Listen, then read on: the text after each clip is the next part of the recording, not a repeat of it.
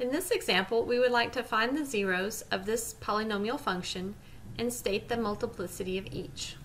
To find the zeros, we set f of x equal to 0, and then it is our goal to solve for x. Once we set this function equal to 0, my first thought is to try to factor it. First of all, notice that we don't have any constants in common to the 4, the negative 12, and the 9.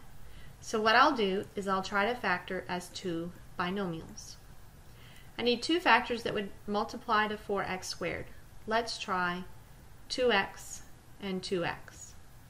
I need two factors that would multiply to 9.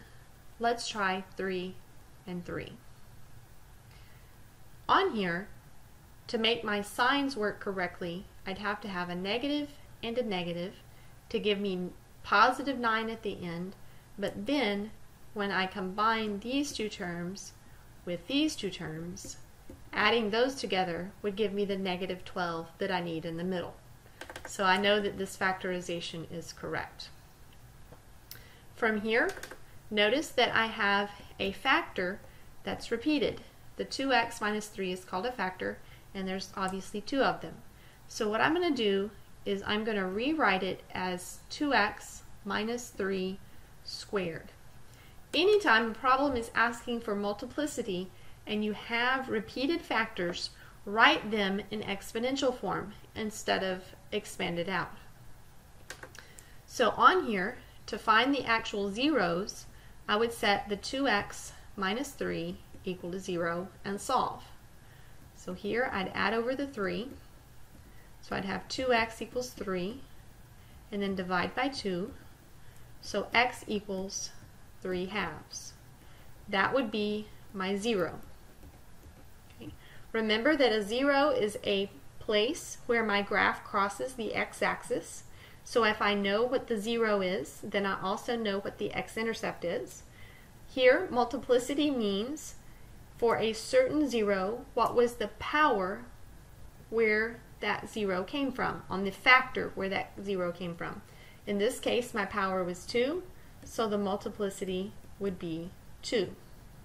Remember that if my multiplicity is even, then that means if I were to graph this particular problem at the 0, 3 over 2, my graph would actually turn around at that particular x value. Something else that I want to discuss is knowing something about factors always tells me something about zeros and vice versa. Let me make up a simpler example here. Let's say that we have x minus 3 as a factor of a particular polynomial. Well, if I have x minus 3 as a factor, then setting that equal to 0, I would have x equals 3 as a 0. One of the things that I need to be able to do is go back and forth between these two ideas. Meaning, let's say that I know that x equals negative 2 is a 0 of a particular polynomial. If I know that, then I also know that x plus 2 is a factor. Okay?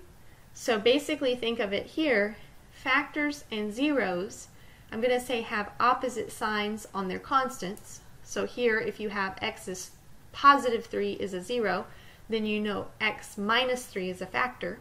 And here if I know that x minus equals negative 2 is a 0, then I know x plus 2 is a factor. These are two ideas that in later problems we need to make sure that we're able to tie together.